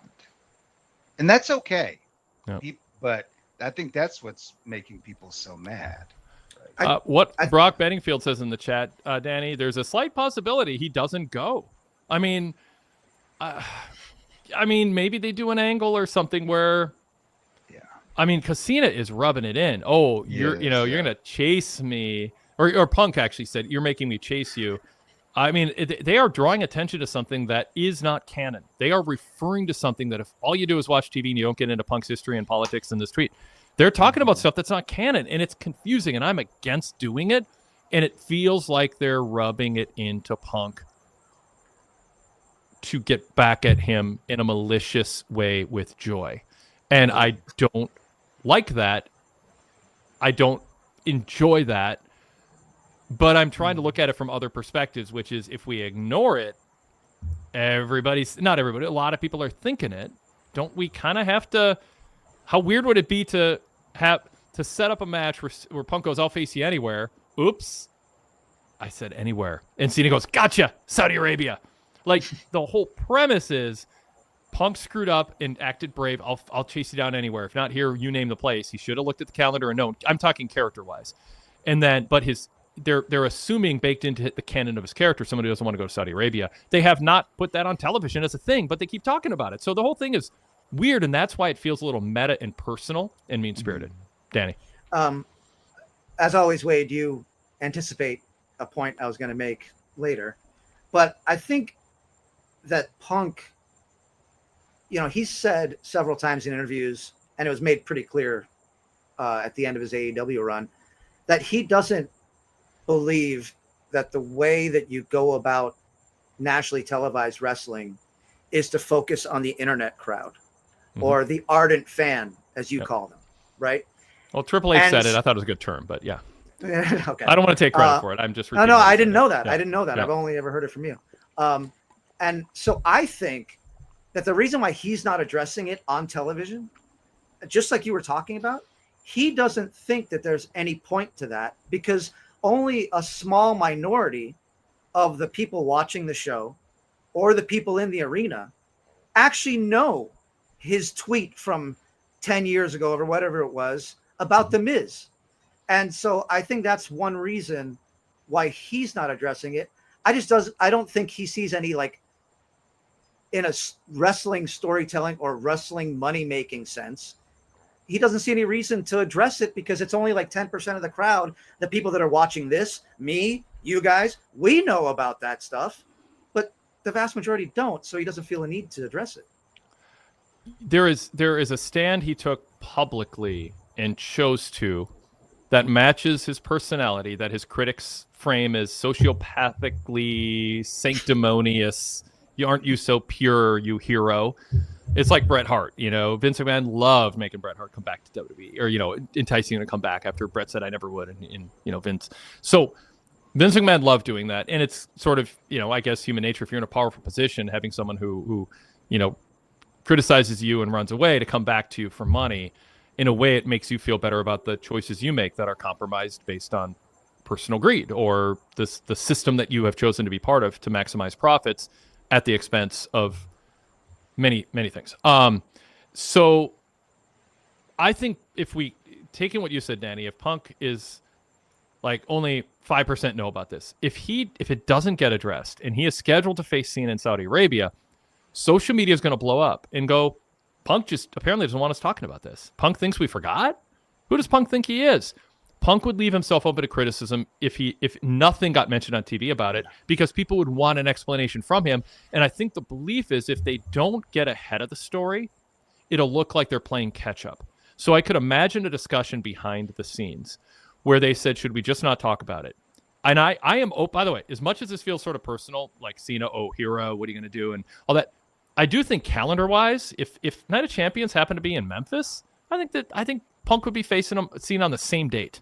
Like, I don't think they rearrange things inconveniently to stick it to Punk. I think this match is what the pace they want to do, and that's their defense. But I do think some people are relishing a little bit in, isn't this kind of funny? The timing works out that it has to be Saudi Arabia. And so I think people are enjoying something that would have happened on that date no matter where Night of Champions was. That's my thinking. So Punk, if they have a discussion behind the scenes, Danny, Punk is going, you can't not bring this up because it'll look like I'm running from it. And if we don't get ahead of the story, everyone's going to find out, why are people mad at Punk? Why are people saying, even if he doesn't get called a hypocrite by Cena on the air, if you're worried about social media at all, it's going to be talked about. So I think the idea was, and I'm not sure it's wrong. I'm not saying the actual execution is perfect, but I think it's not wrong to say, let's just get ahead of this. Let's acknowledge it. Let's make it part of canon, even if we're not explicit, because they can't be. Because Saudi Arabia doesn't want them talking about why CM Punk took a stand against them. So this goes to the thing I've been saying recently on my shows, which is sometimes we get caught up in criticizing something as if the people we're criticizing, who are being critical of for their decision, as if they hadn't thought of it. And as if they don't agree with us. Sometimes they thought the same. They're listening to us going, I think we didn't think of that, but we only had really 4 viable choices, and this was the least of 4 bad choices. We understand what you're saying. We knew that. We know cop-out finish. Levesque would come on the show and go, you criticize me for cowardly booking and want me to brave book. You know what happens if I brave book? X, Y, and Z, and it screws up all this other stuff that we're doing, and how our fans have been raised on what WWE finishes mean. And we understand it. There's a downside to it, and we're going to take a hit, and some viewers are going to not invest in main events, and we get that. We're not dumb. Like, we understand your criticism, and you're right. But give me an alternate scenario that doesn't have more flaws. That would be their argument. Maybe we could easily come up with them, but their argument. So my point in bringing that up is I don't think they aren't aware that this is some muddy middle ground where they're introducing something in canon, but they can't say what it is. And it's actually adding knowledge and stirring trouble on social media. But I think they felt a bigger danger was not being ahead of the story. I don't think they wanted to be behind and catching up. Chris, anything? Yeah. Chris? Yeah.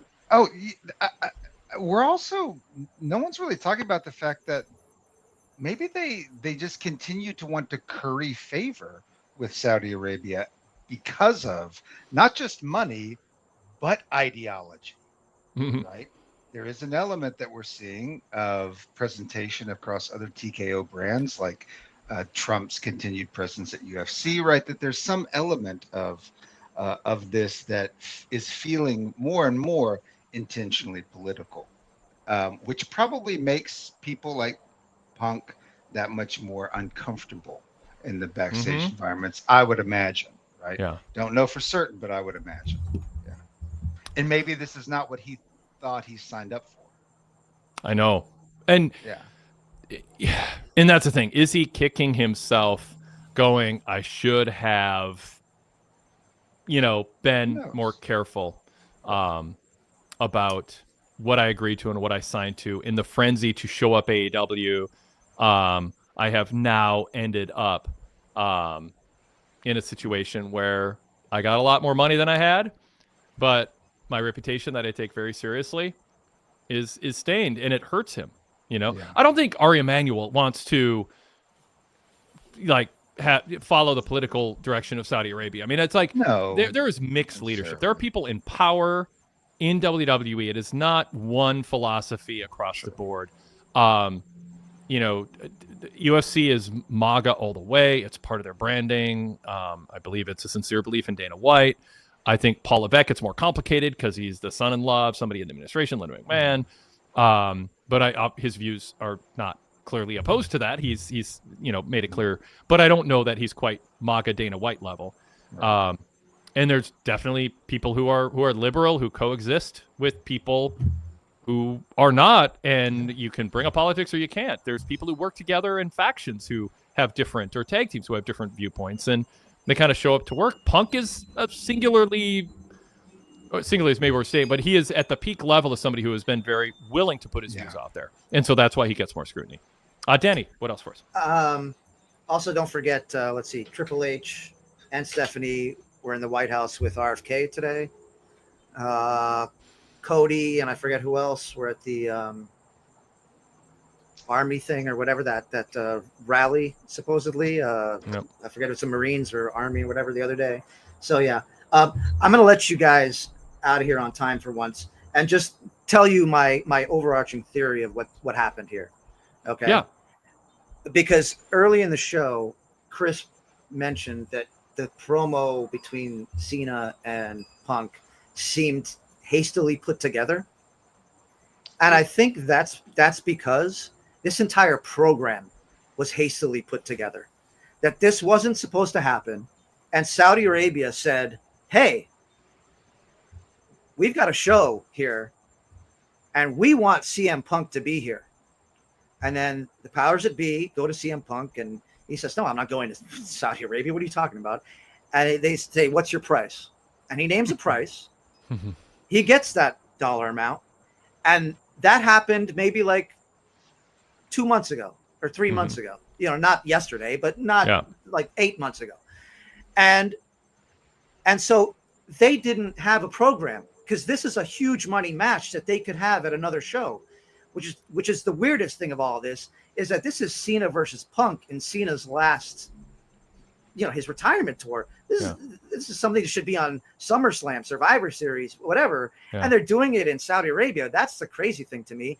And so, I just think that Saudi Arabia went to WWE, TKO, whoever, said, our people want Punk here. He's a huge wrestler. We want him. Our princes and whoever want him here. And they go to him and he says, yes, give me the name. Here's my amount. I'll go. And then now you have this program that makes no sense. They're not really putting much effort into the promos, the two of them really, especially Punk. And you just get this muddled together thing and then Punk, going back to what I was saying before, and then Punk just says to himself, because I've been in punk rock circles, my entire adult life. And there's nothing more punk rock that Punk could do than to say, oh yeah, I'll take that money. And then I'm going to shove it up, where, to donate it to trans rights, to donate it to women's rights, to donate it to this. Yeah. And in his own mind, because his type of person, especially in punk rock circles, a straight edge, self-righteous kind of person, he's gonna be like, I'm justified for doing what I do. And he doesn't care about what his Instagram followers might say, oh, I'm disappointed, or what people in the comment section here might say, oh, I'm disappointed. He doesn't care about it because he believes what he's done is correct morally. And that's why I started with the moral part of this, because I think between that and how hastily this all is put together, and this is so disappointing for me as a Punk fan who literally, Punk versus Cena at Money in the Bank is my favorite match in the last 25 years. Yeah. Like, it's disappointing to me to see this be so slapdash and so like just perfunctory. These are all great vocabulary words for you, Wade. And so that's the real thing. So that's my theory of what's happened here. And I think that they're going to run it back at some point, maybe a Survivor Series, who knows, whatever. And so your thoughts, and then I'll get out of here. Yeah. So I think there's a possibility that Punk said, if you want me to go Saudi Arabia, I want it to hurt. I want it to hurt. If Saudi Arabia wants me to go there and they think it's some sort of political statement, I want to make enough money that all the criticism I get that hurts my reputation is something that later on I can justify. And so if he said, I want, $5 million to go there, and Saudi said, yeah, we'll do that. That's worth it. Yeah, we'd love to have you have a price. And Punk in his mind is like, do you know how many animal shelters I can support for the next 20 years by donating $4.5 million out of that $5 million? Exactly. There will be so much good done in the world for me making this compromise when they're going there anyway. And he can talk himself into that. And then, like you say, Danny, he can take the heat. Now, I don't think Punk is equipped in an above average way to take the heat and sleep well at night. But maybe that's why he's stumbling through his promo tonight. I'm sorry for interrupting, but I just want to, just put a light on this, that he is never going to publicize the fact that he is donating this stuff. Like you said earlier, he may write it in a book 20 years from now. A long time ago. Yeah. But he's not John Cena, who's going to make a point that he's the record holder for Make-A-Wish. He does all of his philanthropy. I mean, and I don't know him, and like, he may not do any philanthropy. Who the hell knows? But he has his causes, and I like I said, knowing people like him in my past, like, he's just never going to publicize. So this idea of he has to deal with it. I don't think he's going to psychologically deal with any of that. He's just like, look, I'm taking this money. I'm a wrestler. I'm an old school guy. I take money to wrestle, and then I'm going to go do this, and nobody's going to hear about it, and I'm not going to play the inner fans, and that's it. So sorry for interrupting, but I just wanted to make that clear. A couple people in the chat are like, why are you speculating? Well, because we're labeling a speculation. We're trying to figure out. We don't know anything. We trying don't to know CM Punk. Well, but he's a public enough figure. We know enough about him that we want to try to figure out. And you're a big fan of his, Danny. Can we reconcile what's happening? And it is human nature to rationalize decisions that our younger selves would have said, I'll never do that. But then you live life and you realize, oh yeah, well now I have a kid, or now I see the world differently, or whatever. Like, that was naive or idealistic, and people change over time. And so we know Punk as a public figure. We know his stance, and now we're trying to reconcile. Is there a scenario where he can be true to himself, even if we're left not knowing that he feels true to himself? Yes, Danny. And I just want to clarify also that, like, I know my bias towards CM Punk. I am doing what you're talking about. Yeah. I'm trying to rationalize it in my head. Yep. And so, like, I'm not taking his side for taking his side. And I said right at the outset when I jumped on, he is a hypocrite for doing this. No doubt about it. Like, a definition of the word. Yep. And it's just, I find it a very interesting moral dilemma that this represents. And I also, like, I've been on in the past, and my thing is always the why of it all, not the what happened, not how it happened. Yeah. I'm always interested, what's going on? Why is this happening? And so I don't want anybody out there who's watching this to think, oh, here's the CM Punk apologist trying to rationalize. I know that. I'm doing that. I know I'm doing that. So, anyway. Chris, so I don't forget this, we used to market in our full-page magazine ads, Pro Wrestling Torch newsletter, find out not just what's happening, but why it's happening. Why? That's been our thing, back in the 90s, pre-internet. Like, you can find out what's happening in a lot of places, but we'll tell you why. We'll tell you who made the decision, what the politics were, all that stuff. Go ahead, Chris. Yeah. It's just when you said that, Danny, it stood out. Well, it's perfect. I think there's something awesome is going to come from this. In 15 years, some wrestler's going to say, when Punk took this match, it made me want to be more committed to my ethics than ever before, whatever that position is, right? Someone is going to be radicalized by this. That's how, like, Punk works, right? Like, Punk, the movement, not CM Punk, right? Right. Danny, you get it, right? Yeah. I think there's also just the element of we're allowed to dissect someone's public actions when they are not in line with their public positions, right? And CM Punk continues to ask us implicitly and explicitly to give us his money. If someone's trying to take my money, I'm going to make sure I want to give them my money. And right now, he's making me not want to give him my money. Yeah. Right. And that's the dilemma I think he's going to have to face. Yeah.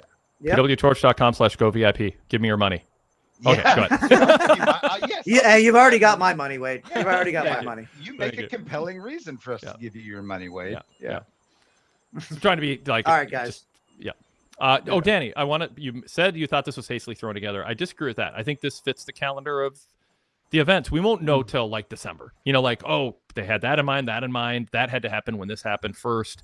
But to me, I mean, it's just they're coming out of Money in the Bank, and now it's time to promote King and Queen of the Ring, and they have this event in Saudi Arabia. How do we get Punk in a match with Cena? We have Punk go, I'll face you anywhere, anytime, and Cena goes, haha, gotcha, Saudi Arabia. It is hastily thrown together in the storyline.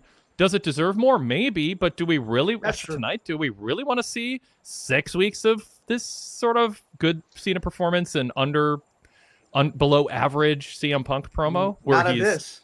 No. So, and honestly, when Punk showed up in AEW, I called him Happy Punk. Nobody wants Happy Punk. People want disgruntled Punk. But he had no force to push back against in AEW.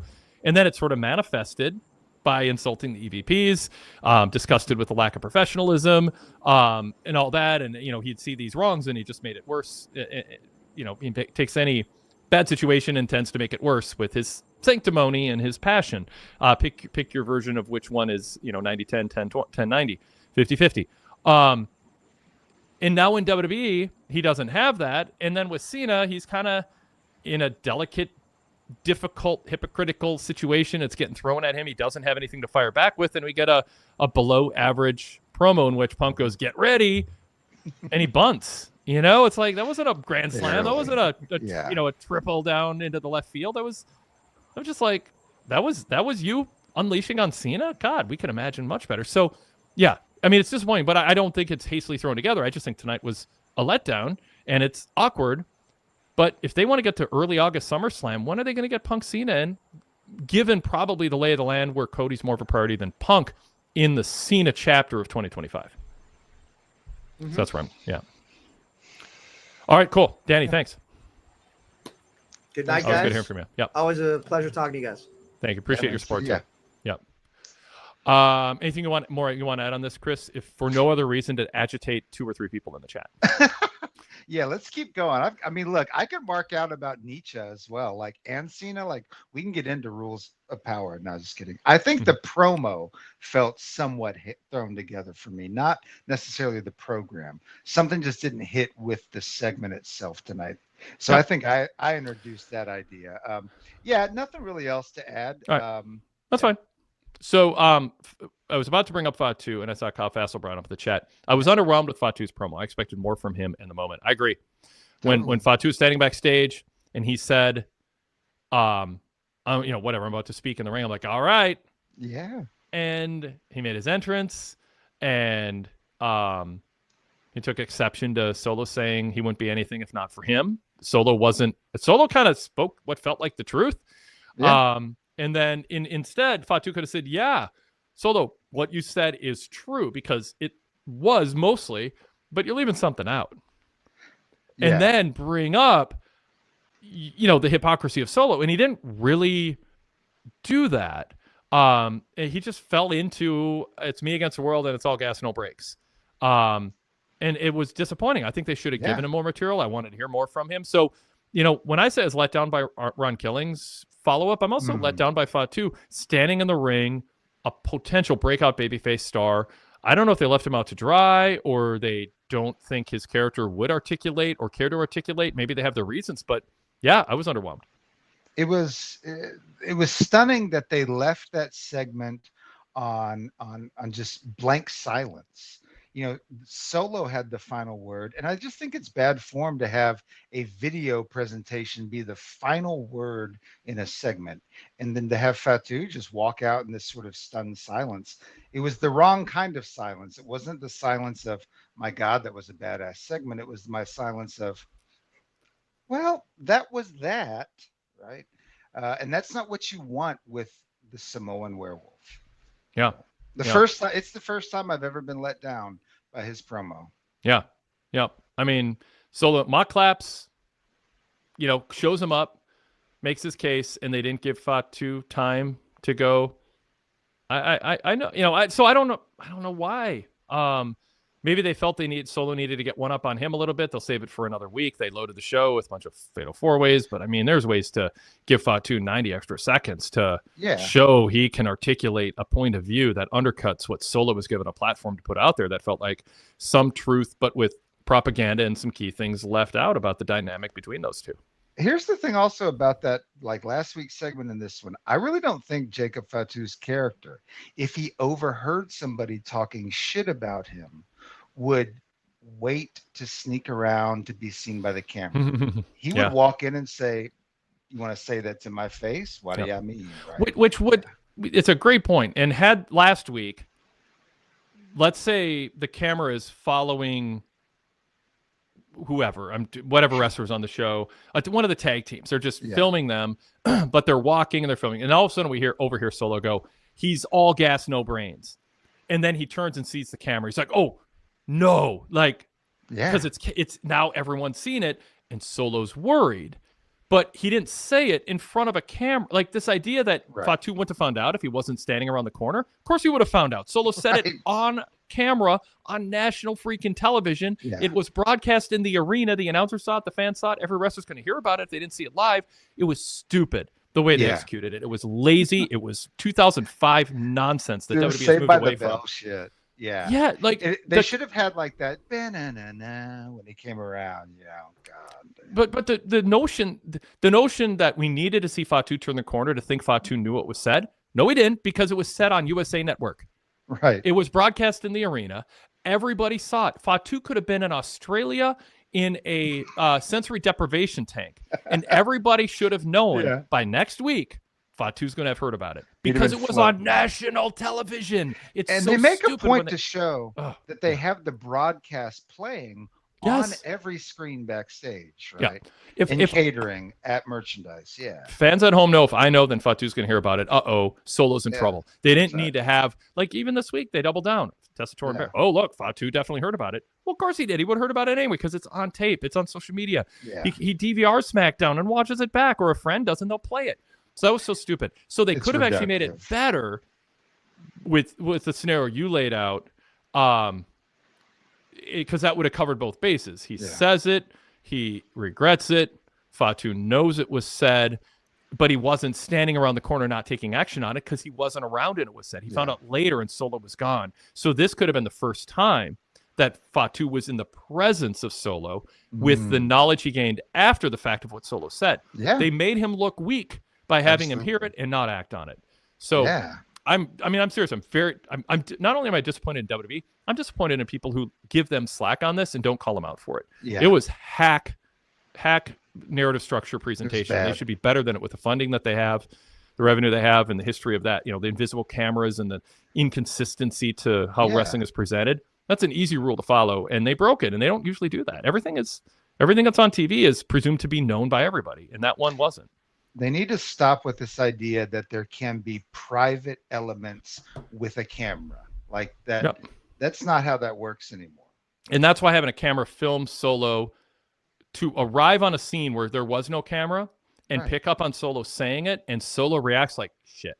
Oh no, that would have felt realistic. And I don't think it's that hard to come up with that. I mean, that should just be so baked into them. But it's looking down on their audience, or they just aren't good at thinking about what needs to be done for the narrative structure to work. If you watch Parks and Rec, everyone's always kind of glancing at the camera, and Modern Family, going back to Three's Company, Mr. Roper. I mean, there was a camera.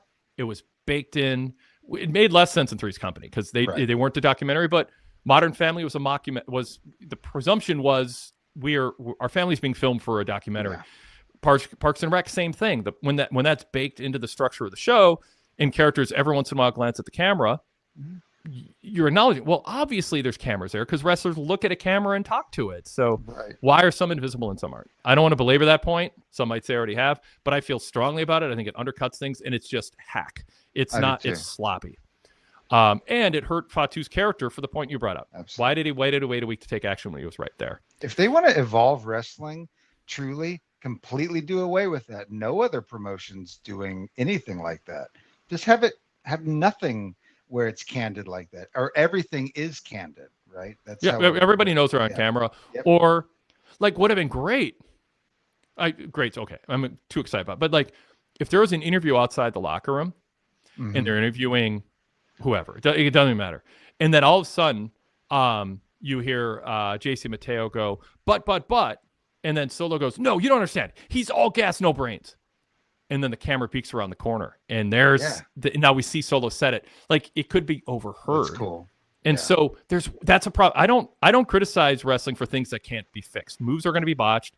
I don't spend 10 minutes making fun of. I pick on LA Knight a little bit because there's a streak, but playfully because he's super over and it doesn't matter that much. But But most, like, if someone's, but what I pick on, even when some people think they're small things, is things that chip away at the ability to immerse yourself in the world that WWE creates, and things that are easily fixable, or maybe with some difficulty fixable. Like the difficulty fixing the idea that fans don't care about rules and cheating is something that can be fixed, but not easily and not quickly, because WWE's been sloppy about it for a long time. But Joe Tessitore is that voice of reason. We're here for a sport. We'll find out who the best wrestler is. That's the premise of everything. It's the core of why we're here. And if you don't have some part of the presentation of the product, treat that like a religion. Nothing else matters. It falls apart. Oh, you got our This Is Awesome chance, and people want to be entertained by funny haha jokes. So, but can you overnight make fans care about it? No, it might take 7 years, but I'm not going to stop talking about it. It's still the best way to get there is to start today and know it's going to take a while to get fans back into believing it. They can know it's fake. They can know it's predetermined, but when they tune in, you want them to believe. You don't want to flaunt it. You don't want to remind them of it. And so that's the kind of detail work that I believe in and I preach for, because it is fixable, either instantly or over time. I mean, believe, preach, religion. Like, so I've started writing this own piece on my own about kayfabe as religion. There's something really powerful about the world that's built when wrestling storylines, promotions follow their own rules, right? And that because that is how religions work. That's how religious systems work. We get into them, and then there's architecture that surrounds us and allows us to operate. That's how these rules ought to work in the storytelling, especially when WWE wants to tell us that they're the best at it, better than anybody else. Well, you can't be better than anybody else and choose to be mediocre. You just can't. Right. You can have the best news reporters, the best news writing. Yeah. And if you want to be the best newspaper, you also have to have an editor who fixes a bunch of sloppy typos and errors and grammar mistakes. Like, you can't just choose to not do one part of what adds up to a high-end product. And some companies don't have the funding, or they're just trying to get by, and you give them a little bit more slack. WWE has the funding to make sure somebody is there to just quality control that stuff. Any quick thoughts on the Naomi-Tiffany exchange? Naomi's presentation is amazing. I was actually ready for her to take the belt right then. I mean, caught up in the moment, right? Yeah. I'm tiring of Tiffany a little bit, so I am excited with this new presentation of Naomi. She feels more alive than she has in a long time. Yep. So there's excitement there for me, at least on the Naomi side. Yeah, I like Naomi going, you think, do I look stupid to you? Okay, so when you least expect it. And then, she had a chance to maybe do it. And then I like Jax going, this is my moment. You stay away. Cool. Yeah. So I thought that was well done. I'm still waiting for Tiffany to grow vocally and as a character. But yeah, Naomi, it's really, it's one of the surprises of the year is her rising occasion.